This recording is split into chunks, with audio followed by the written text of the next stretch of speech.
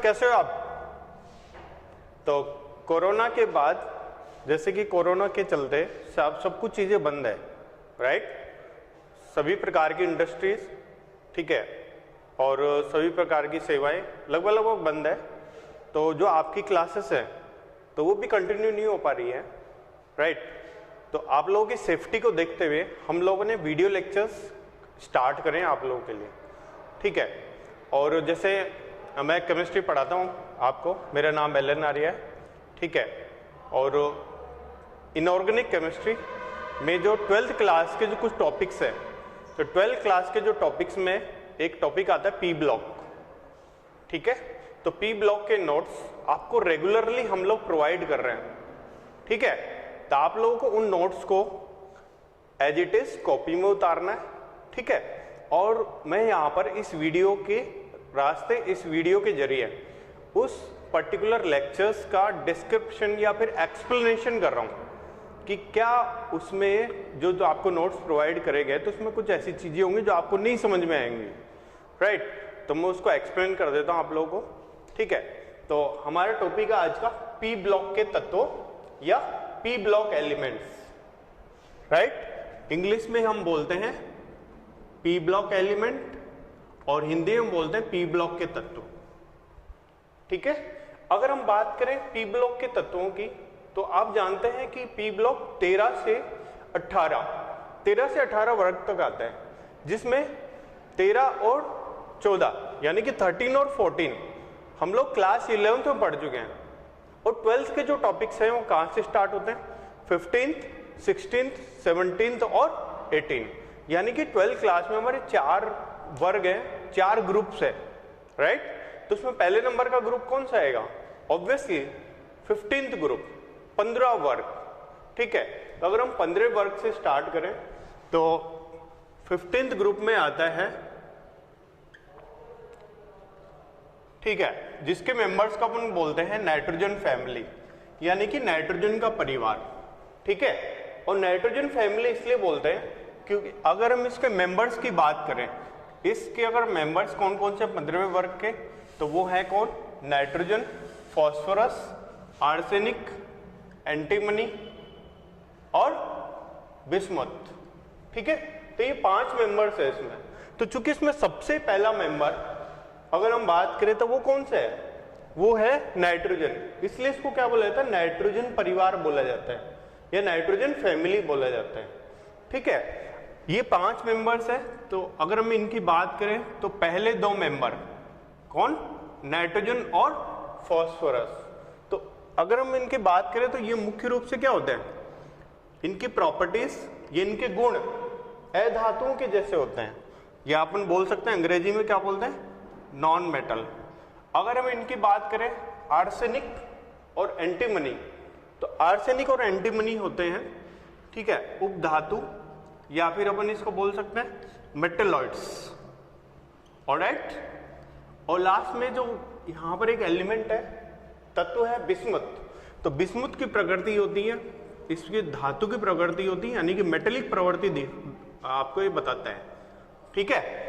अगर हम बात करें, देखो क्लास 11th पे जाते हैं, तो क्लास 11th में आपने पढ़ा हुआ कि मेटेलिक प्रॉपर्टीज या धात्विक गुण वर्ग में नीचे जाने पर घटते हैं, या मेटेलिक प्रॉपर्टीज डिक्रीजेस, तो मेटेलिक प्रॉपर्टीज इंक्रीज करती है डाउन द ग्रुप। धात्विक गुण एक वर्ग में नीचे जाने पर बढ़ते हैं, क्योंकि आप जानते हो वर्ग में नीचे जाने पर इलेक्ट्रॉन त्यागने की प्रवृत्ति बढ़ती है, जो कि धातुओं का एक मुख्य गुण होता है, right? Means tendency to lose electron increases down the group. That's why metallic properties increases down the group.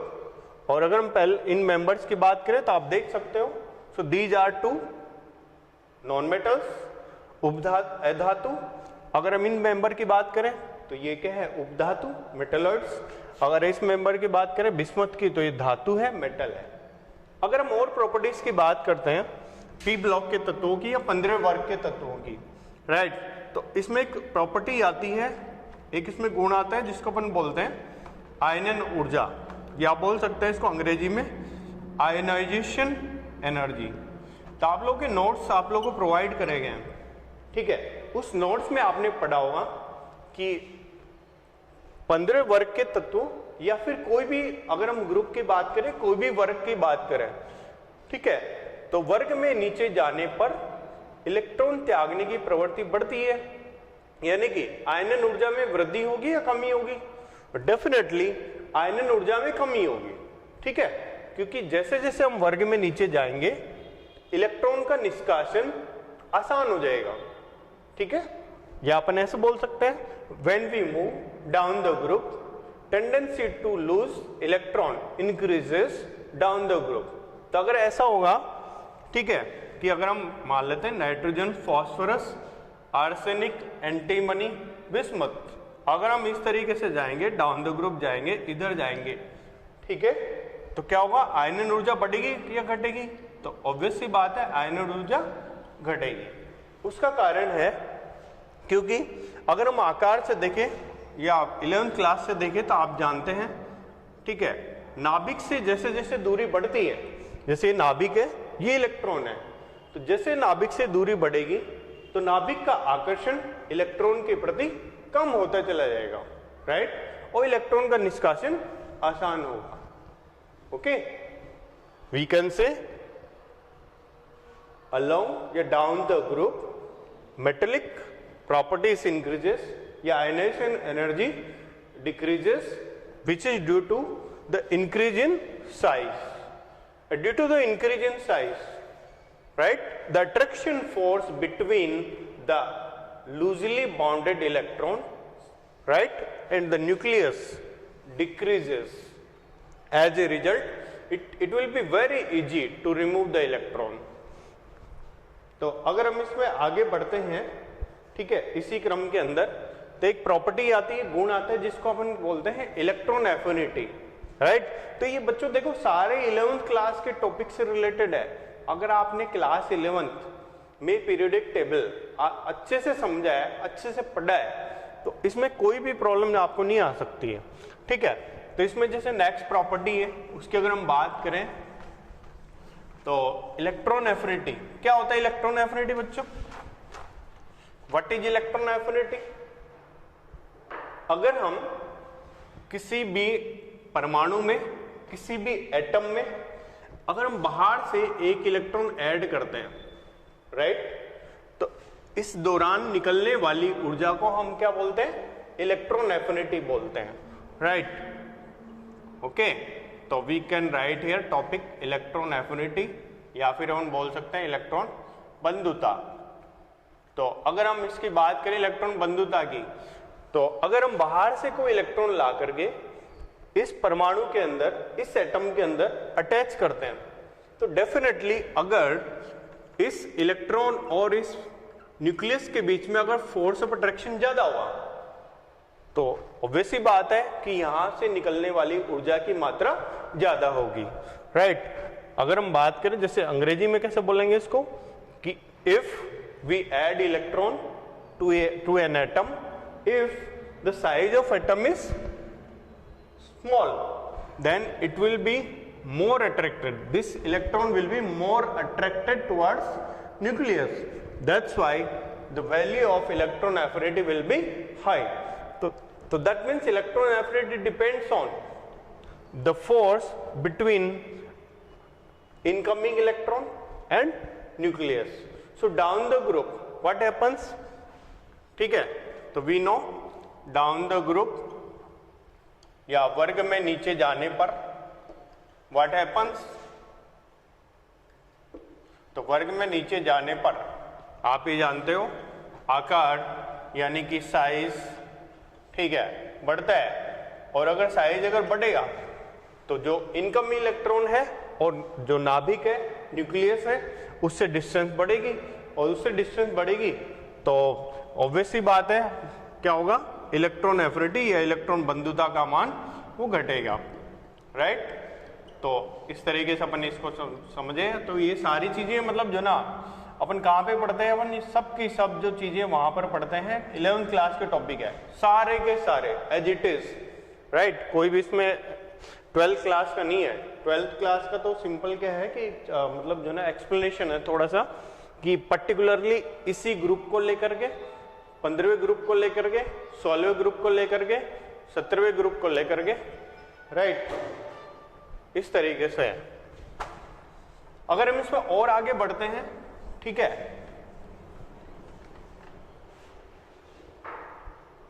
तो बंद कर दिया, ठीक है। ऑक्सीडेशन स्टेट की, जिसको अपन हिंदी में बोलते हैं क्या, ऑक्सीकरण अवस्थाएं, राइट। तो आप ये जानते हैं कि ऑक्सीकरण अवस्था देखो क्या क्या पॉसिबल है। तो अगर हम जैसे मान लेते हैं कोई, अगर ये एलिमेंट है x, इस वर्ग का एलिमेंट है या इस ग्रुप का एलिमेंट है x, तो आप ये जानते हो इनका सामान्य इलेक्ट्रॉनिक विन्यास क्या होता है, NH2 NP3। सामान्य इलेक्ट्रॉनिक विन्यास, general electronic configuration will be NH2 NP3, right. और अगर हम इसकी बात करें तो ये अपन जानते हैं कि कौन कौन सी ऑक्सीडेशन स्टेट मतलब जो ना सामान्यतः या फिर जनरली प्रोड्यूस कर सकते हैं। तो अगर हम बात करें इसकी जनरल ऑक्सीडेशन स्टेट, ठीक है, सामान्य ऑक्सीकरण अवस्थाएं क्या क्या पॉसिबल है। तो जनरल ऑक्सीडेशन स्टेट पॉसिबल है, देखो कितने इलेक्ट्रॉन है इसमें, 2 और 3 5, तो 5 इलेक्ट्रॉन है। अगर इसको अपना ऑक्टेट पूरा करना है, अगर इसको अपना स्टक पूरा करना है, तो कितने इलेक्ट्रॉन चाहिए, 5 तो है अब इसके पास, 3 और चाहिए, राइट। तो टोटल मिला के कितने हो जाएंगे, 8। तो इसको अपना स्टक पूरा करने के लिए 8 इलेक्ट्रॉन चाहिए। इसलिए ये अगर 3 इलेक्ट्रॉन ग्रहण करता है, तो 3 इलेक्ट्रॉन ग्रहण करेगा, तो ऑक्सीडेशन स्टेट, ऑक्सीकरण अवस्था क्या हो जाएगी, -3 पॉसिबल है। अगर हम इसकी बात करें, ये तो इलेक्ट्रॉन ग्रहण करने वाली बात होगी। अगर हम इलेक्ट्रॉन त्यागने वाली बात करें, तो कौन कौन सी ऑक्सीकरण अवस्था पॉसिबल है, तो आप ही जानते हो। देखो अगर ये 5 इलेक्ट्रॉन से बॉन्ड बनाता है, कोई सहसंयोजक बंध बनाता है 5 इलेक्ट्रॉन का इस्तेमाल करते हुए, राइट, तो क्या ऑक्सीकरण अवस्था पॉसिबल है, +5 पॉसिबल है। तो 5 इलेक्ट्रॉन है, अगर 3 इलेक्ट्रॉन और ग्रहण करेगा तो कितनी हो जाएगी, -3, means it has 5 electron. To complete its octet it can consume, it can what, it can add 3 electron, that's why its oxidation state can be -3। for example, अगर हम इसके एग्जाम्पल की बात करें, जैसे कि PS3, तो PS3 में फॉस्फोरस की ऑक्सीडेशन स्टेट क्या है, वो -3 है, ठीक है। तो अगर हम यहाँ पर लिखे एग्जाम्पल के तौर पे, एग्जाम्पल PS3 में फॉस्फोरस की ऑक्सीडेशन स्टेट -3 है, ठीक है। अगर हम पॉजिटिव ऑक्सीडेशन स्टेट की बात करें तो नेगेटिव हो गया। पॉजिटिव ऑक्सीडेशन स्टेट क्या हो सकती है इसकी, तो आप ही जानते हो 11th क्लास से, फिर से मैं 11th क्लास पे जाऊंगा। तो 11वीं क्लास में आपने क्या पढ़ा है, राइट। अगर ये मान लेते हैं बॉन्ड बनाता है फॉस्फोरस, 3 इलेक्ट्रॉन, 3 कोवलेंट बॉन्ड बनाता है, 3 सहसंयोजक बंध बनाता है, और क्या बनाता है, PCl3 बनाता है, राइट। तो PCl3 में फॉस्फोरस की ऑक्सीडेशन स्टेट क्या है, +3, राइट। सेम अगर हम बात करें क्या, अगर क्लोरीन के साथ एक और यौगिक बनाता है PCl5, तो क्या ऑक्सीडेशन स्टेट होगी, +5। तो अगर हम सामान्य ऑक्सीकरण अवस्था की बात करें, तो अगर इस वर्ग का तत्व अधिक विद्युत ऋणता के परमाणु के साथ मोर इलेक्ट्रोनेगेटिव एटम के साथ 3 कोवलेंट बॉन्ड बनाएगा, तो ऐसे केस में ऑक्सीडेशन स्टेट ऑटोमेटिकली +3 हो जाएगी। अगर ये 5 बॉन्ड बनाता है, वो भी मोर इलेक्ट्रोनेगेटिव एटम के साथ, तो ऐसे केस में कितनी हो जाएगी, +5 हो जाएगी, ठीक है। तो इसके अगर हम जनरल ऑक्सीडेशन स्टेट की बात करें पॉजिटिव की, तो +3 +5, तो 3 तरह की oxidation state, general oxidation state है -3, +3 और +5। और नाइट्रोजन की अगर हम बात करें, सो नाइट्रोजन के अत्यंत छोटे आकार के कारण, राइट, यानी कि छोटा आकार मतलब क्या हुआ, स्मॉल साइज के कारण, ठीक है, इसकी यह बहुत सारी या अनेक ऑक्सीडेशन स्टेट शो करता है, अनेक प्रकार की ऑक्सीकरण अवस्थाएं प्रदर्शित करता है।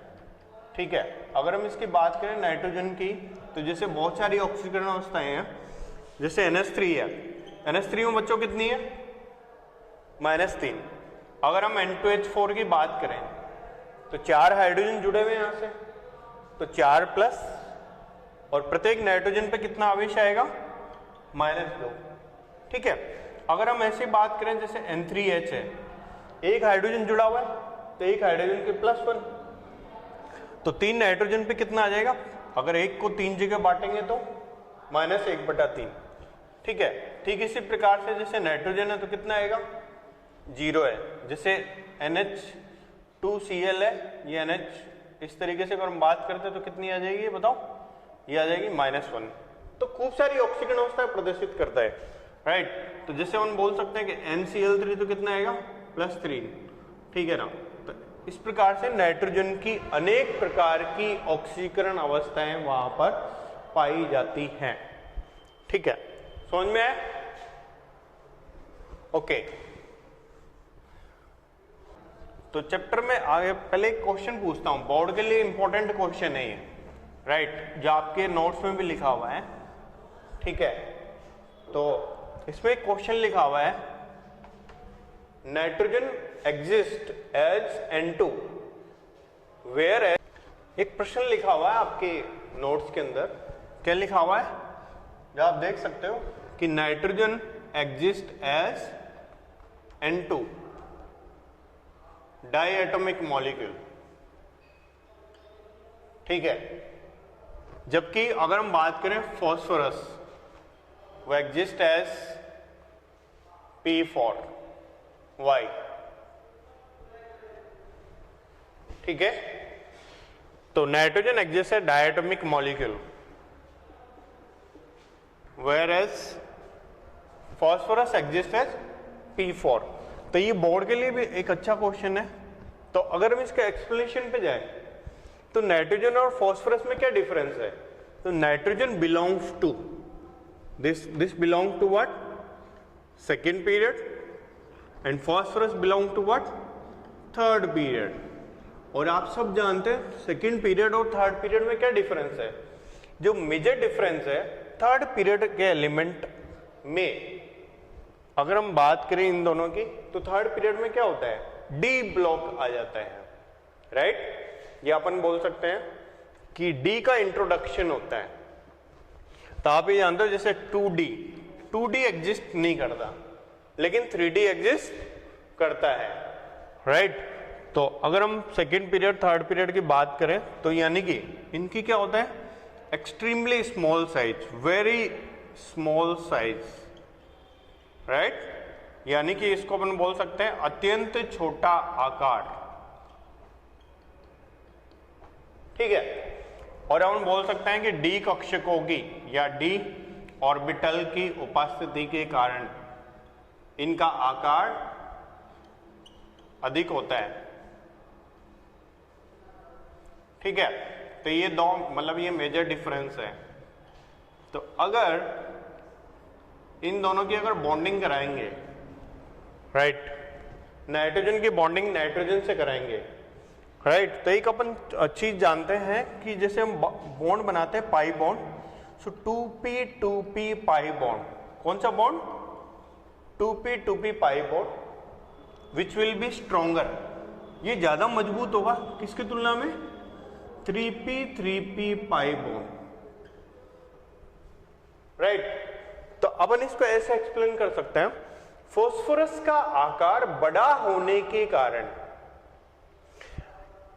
3p पाई बॉन्ड ये नहीं बना पाता। ये 3p पाई बॉन्ड बनाएगा तो कमजोर हो जाएगा ना भाई। इस तरीके से अपन बोलेंगे अगर ये पाई बॉन्ड बनाएगा तो कौन सा बनाएगा? 3p, तो वो बहुत कमजोर बंद बनेगा। इसलिए क्या हुआ, तो ये P2 के रूप में नहीं पाया जाता है। जबकि नाइट्रोजन जो है ना वो प्रबल p बंद बना सकता है, राइट, क्योंकि इसका आकार छोटा होता है। तो चूंकि नाइट्रोजन मजबूत या अधिक स्ट्रॉन्ग p बॉन्ड बना रहा है, बंद बना रहा है, इसलिए क्या हुआ, नाइट्रोजन N2 के रूप में पाया जाता है, जबकि ये P2 के रूप में नहीं पाया जा सकता। और जब P2 के रूप में नहीं पाया जा सकता तो फिर कैसे पाया जाता है, ये पाया जाता है P4 के रूप में, राइट। तो P4 की संरचना जैसे आप इस चैप्टर में या आपके नोट्स में दी गई होगी, तो इस तरीके से P4 के रूप में पाया जाता है, ठीक है।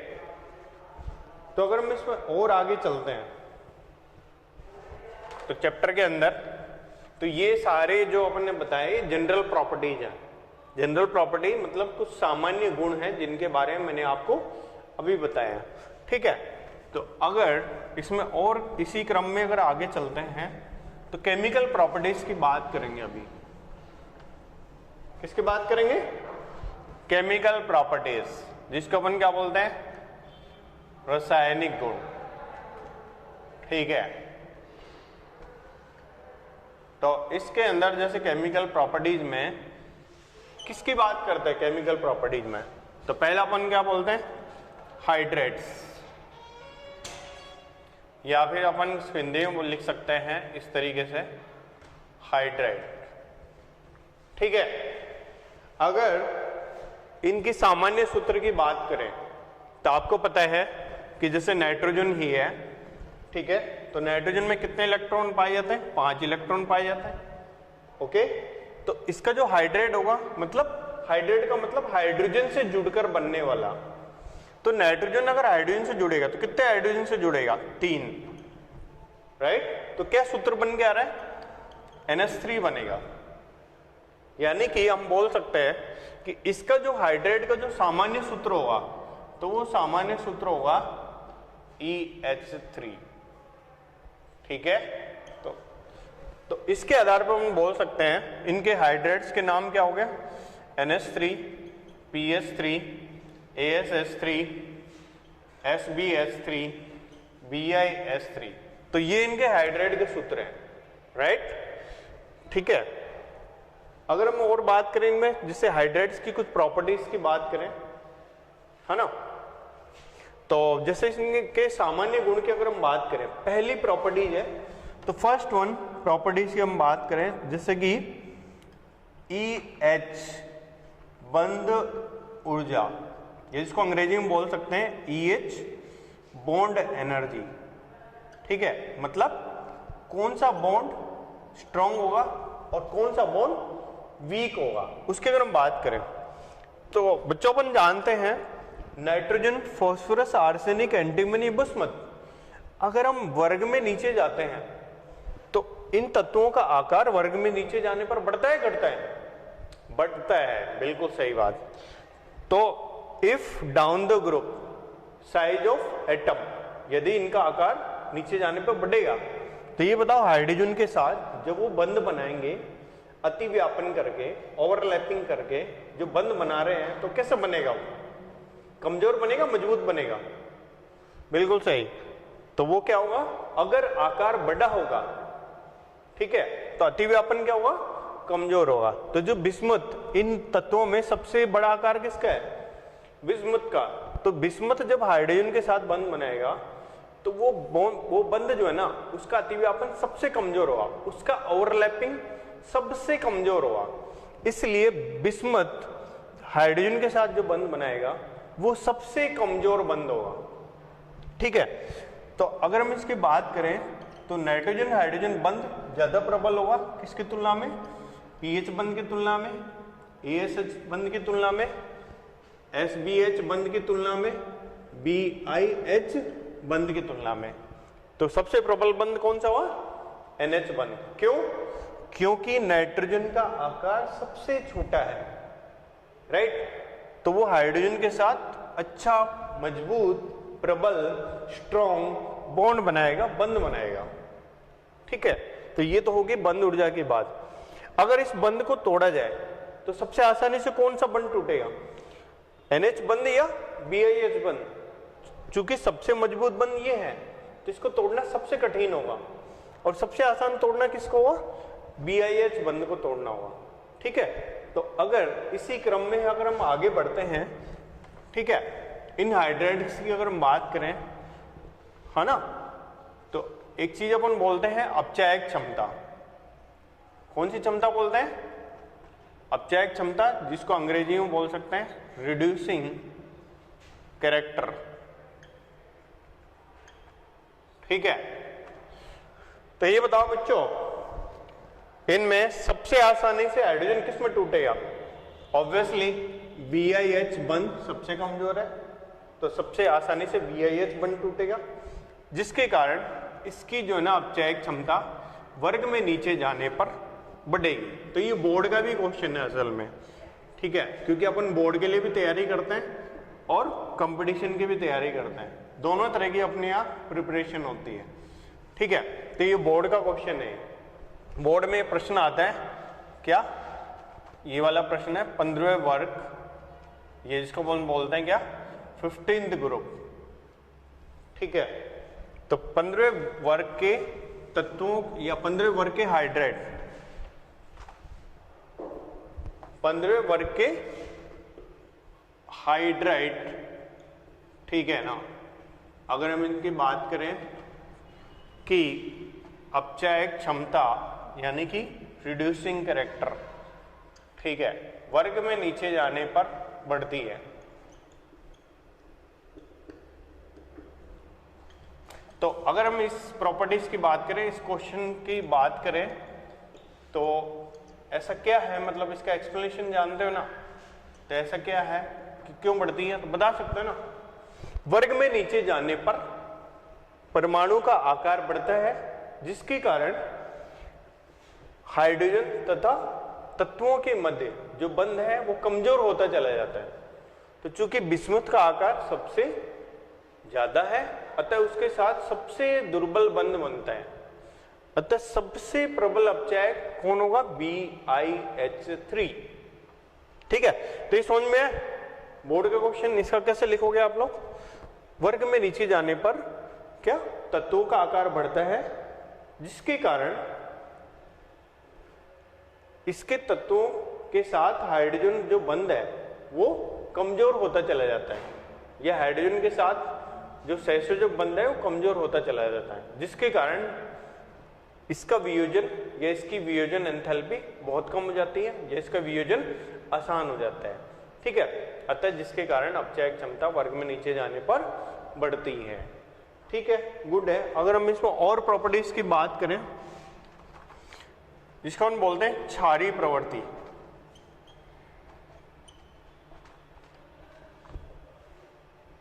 तो क्षारीय प्रवृत्ति की बात करें बच्चों, तो क्षारीय प्रवृत्ति में आपने इनमें से किसको सुना है?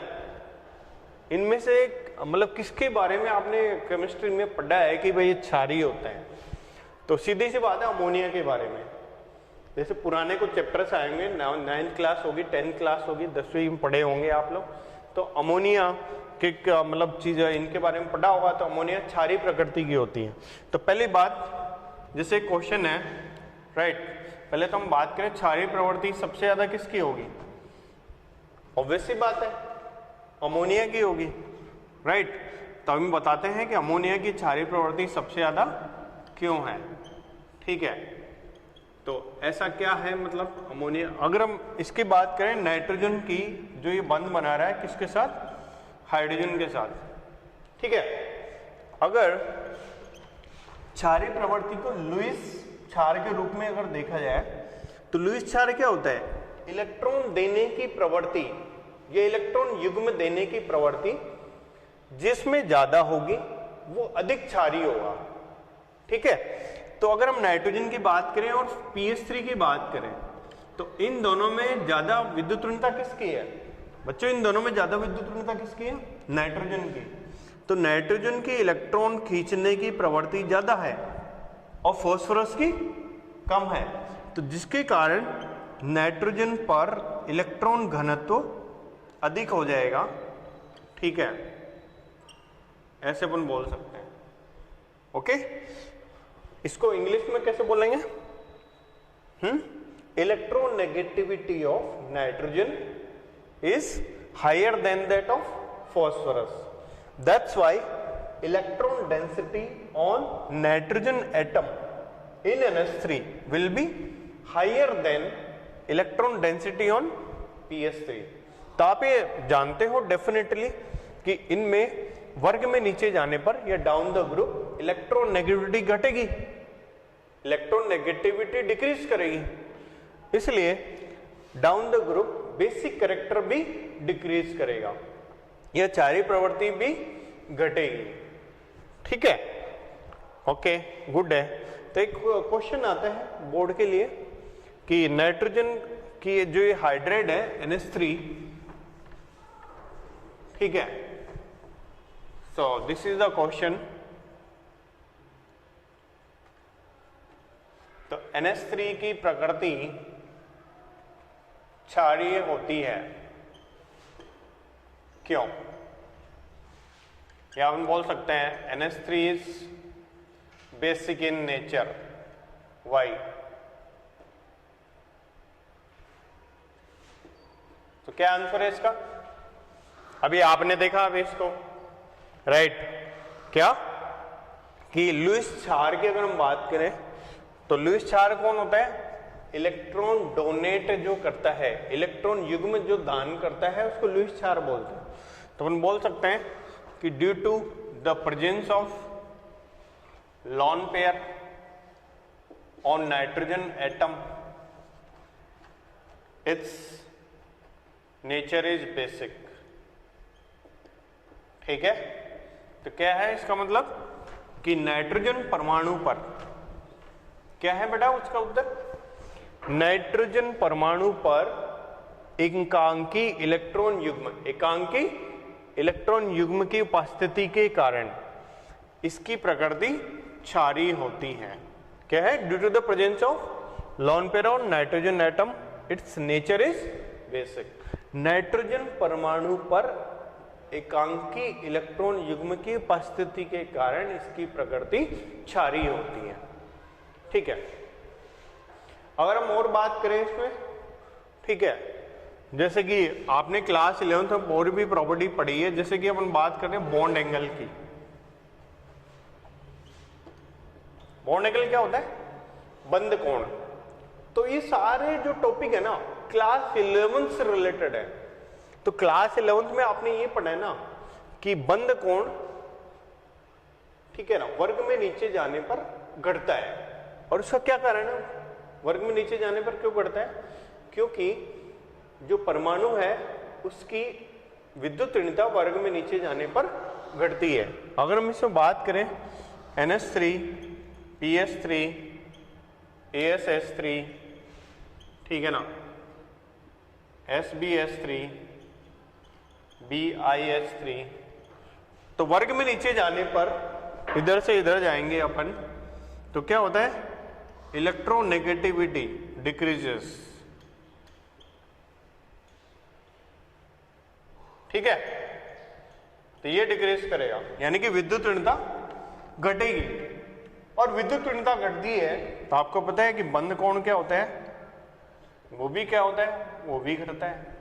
तो ये 11th क्लास से अपन ने देखा था। ठीक है, और इसमें और भी प्रॉपर्टी, जैसे बॉइलिंग पॉइंट की बात करें, क्या होता है बॉइलिंग पॉइंट? क्वथनांक, राइट?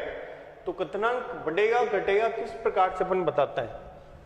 ठीक है, तो इसमें क्वथनांक का जो ऑर्डर होता है, तो अब हम जानते हैं बच्चों, जो क्वथनांक है एक प्रॉपर्टी है जिसको हम अंग्रेजी में बोलते हैं बॉइलिंग पॉइंट, राइट? तो बॉइलिंग पॉइंट किस चीज से रिलेटेड है?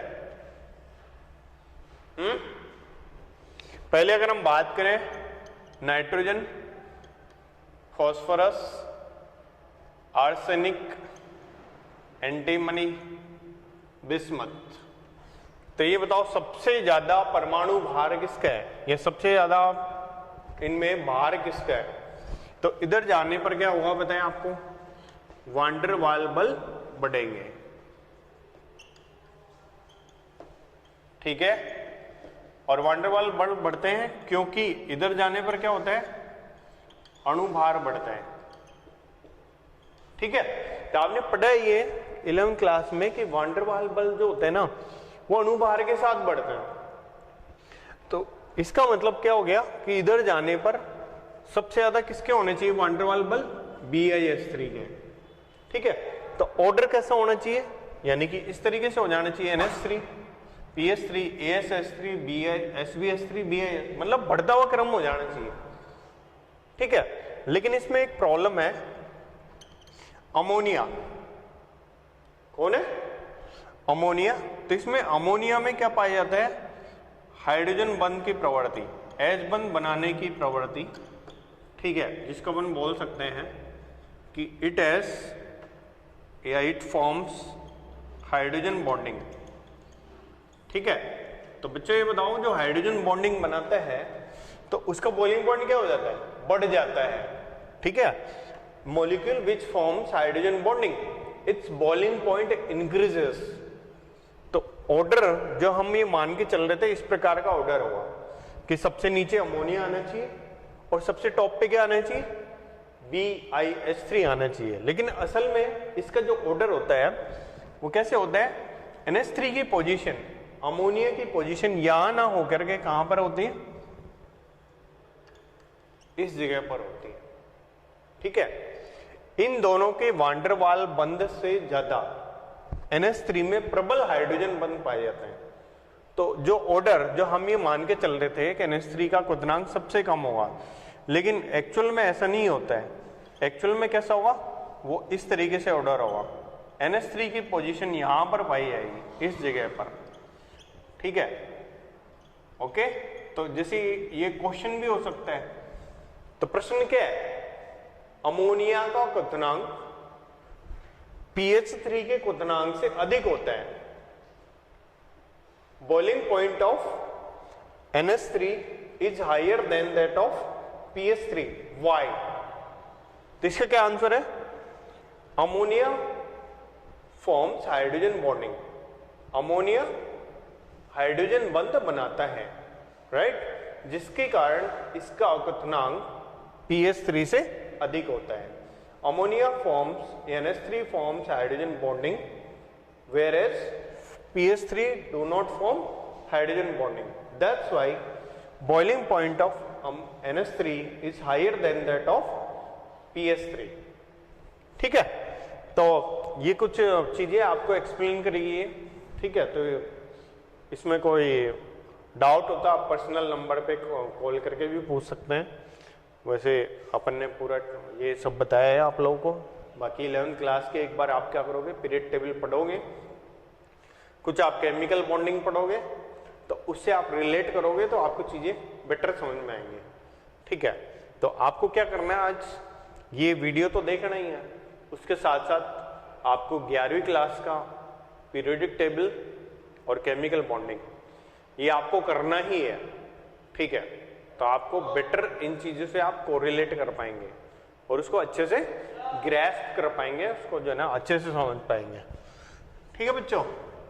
आगे चलते हैं अपन। तो जैसे हम हाइड्रेट्स की बात कर रहे थे, तो हाइड्रोजन के साथ यौगिक बनाता है तो उसको क्या बोलते हैं अपन? हाइड्रेट बोलते हैं। तो अगर हम ऑक्सीजन के साथ यौगिक बनाए तो क्या बोलेंगे उसको? ऑक्साइड, ठीक है। तो अगर हम इसके ऑक्साइड की बात करें,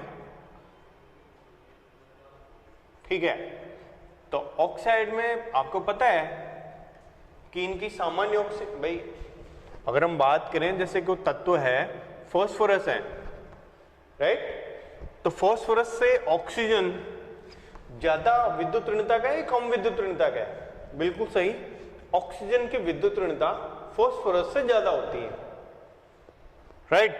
और मैंने अभी बताया था कि इसकी जो ऑक्सीकरण अवस्था क्या प्रदर्शित करेगा? +3 और +5। ये तत्व ये नहीं, नाइट्रोजन को छोड़ करके बाकी सारे मेंबर्स, ठीक है, +3 और +5 ऑक्सीकरण अवस्था प्रदर्शित करेंगे जब भी वे उससे अधिक विद्युत ऋणता या उससे अधिक इलेक्ट्रोनेगेटिविटी के एटम के साथ कोवेलेंट बॉन्ड बनाएंगे। तो चूंकि अगर इसमें बात करें कि +3 ऑक्सीकरण अवस्था की, ठीक है ना, +3 ऑक्सीडेशन स्टेट की, तो कैसा होगा? P2O3। +5 की अगर बात करें तो कैसा होगा? P2O5, right. तो इन दोनों के अकॉर्डिंग अगर इन दोनों को देखा जाए तो what should be the general formula? तो आपके सामने एक जनरल फॉर्मूला या एक सामान्य सूत्र निकल के आ रहा है, ठीक है। तो क्या होगा जनरल फॉर्मूला, E2O3 और E2O5, राइट। तो ये सारे मतलब ये जो मेंबर्स है ना उनका जनरल फॉर्मूला ये होगा।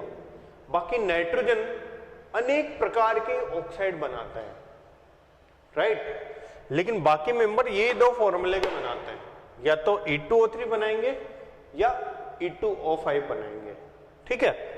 अगर हम बात करें नाइट्रोजन की, तो नाइट्रोजन छोटे आकार के कारण, ठीक है, due to its small size it forms various या अनेक प्रकार के, ठीक है, ऑक्साइड बनाता है,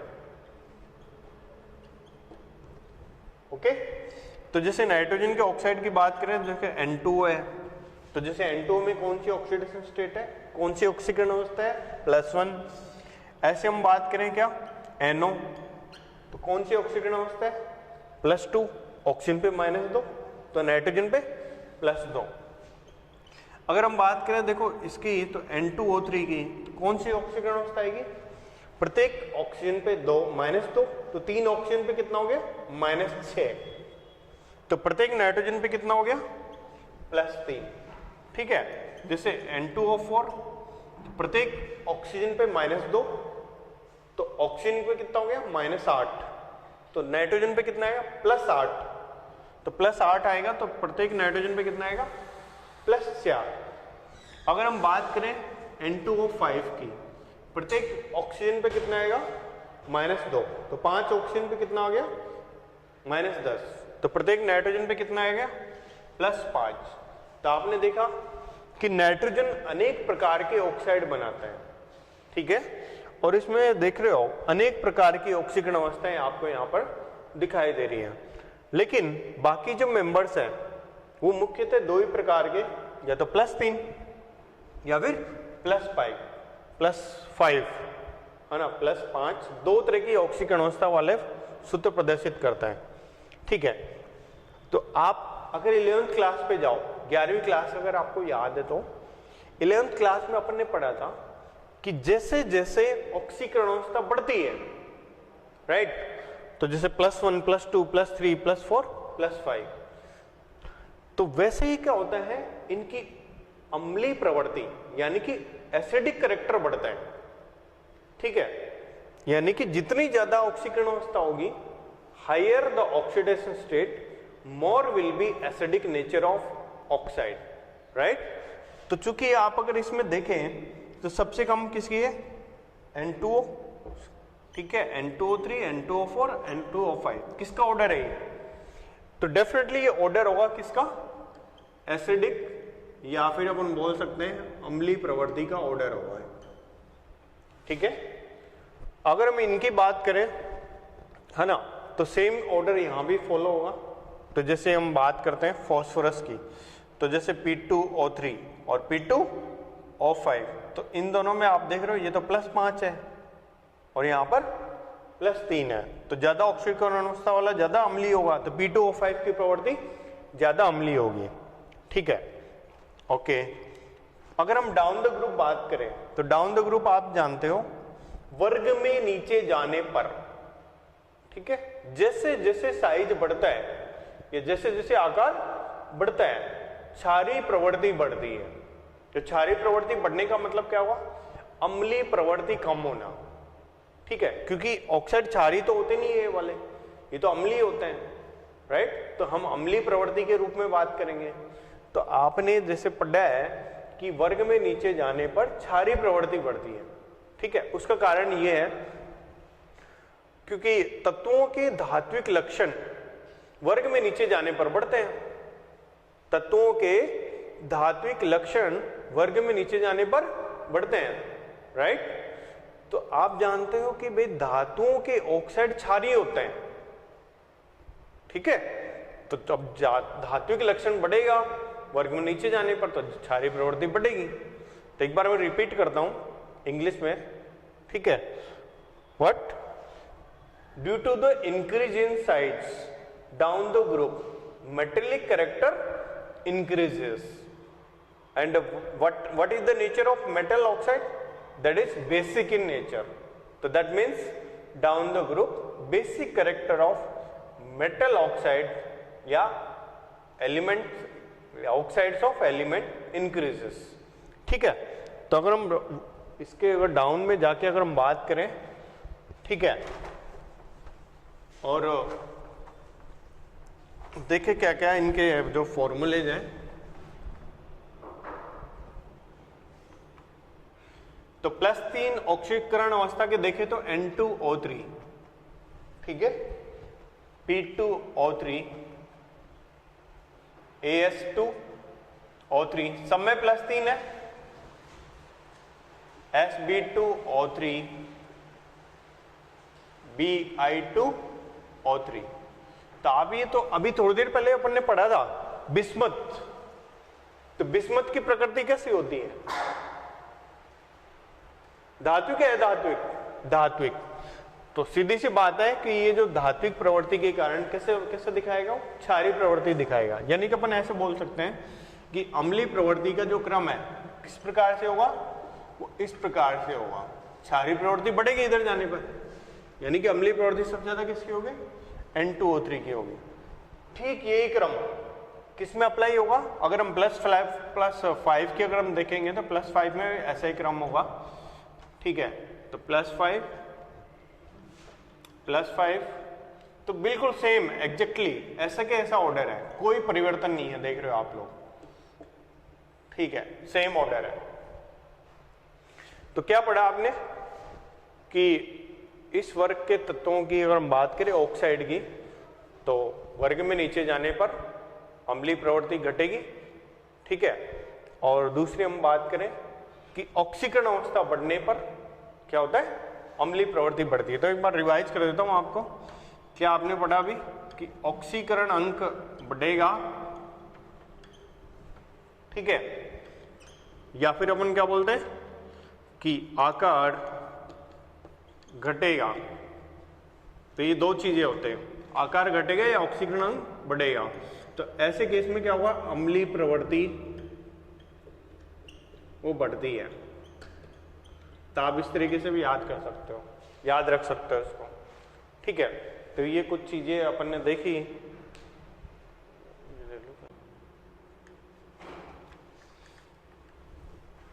तो जैसे अभी अपन ने पढ़ा हाइड्रोजन के साथ क्रियाशीलता या reactivity towards hydrogen, reactivity towards oxygen.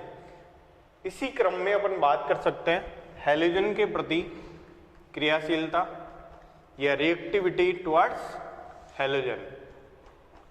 ठीक है, तो अभी हम बात कर रहे थे किसकी, पहले तो हम बोले सामान्य सूत्र क्या है इसका, what is the general formula.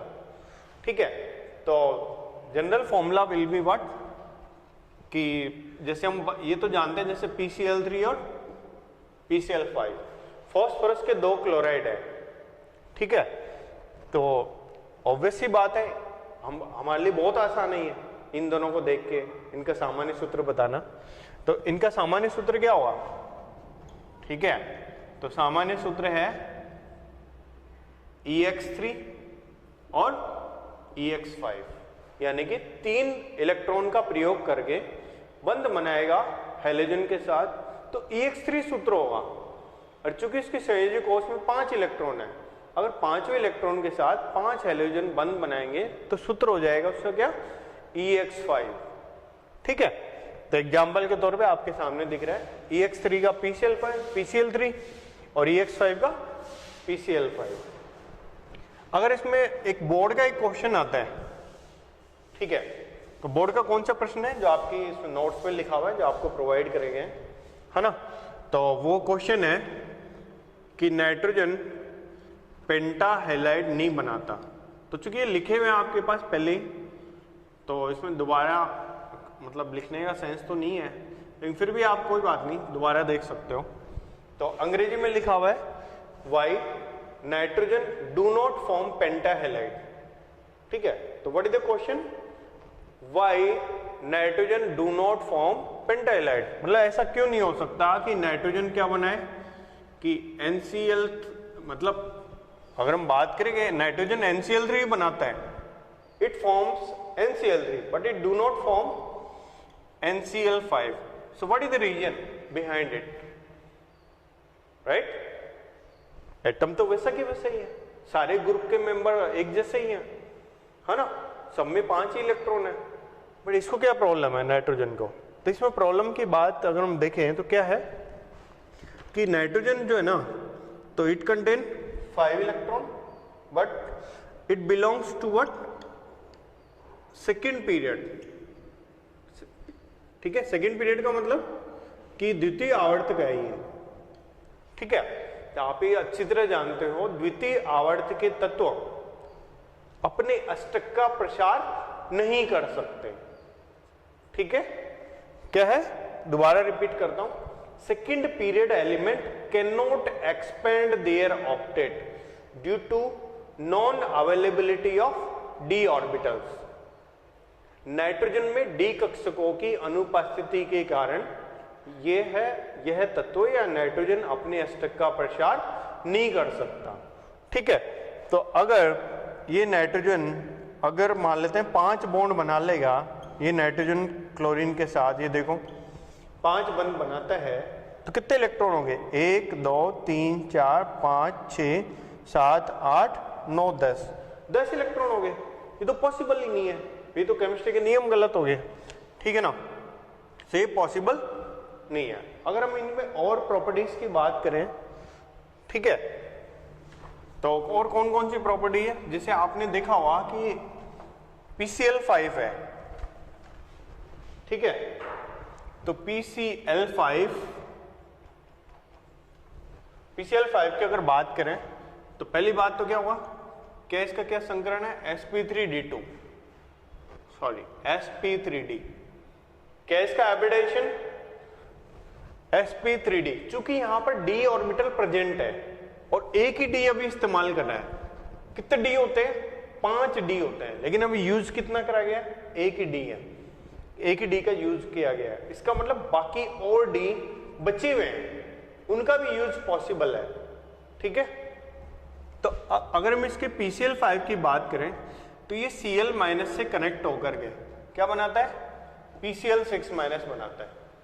ठीक है, तो अगर हम इसकी बात करें तो ये क्या है बताओ? PCl3 और PCl5 और ये PCl6। हाइब्रिडाइजेशन संकरण की बात करें तो क्या हो गया? sp3d और sp3d2। तो आपने क्या देखा यहाँ पर? एक d है और यहाँ पर 2 d है।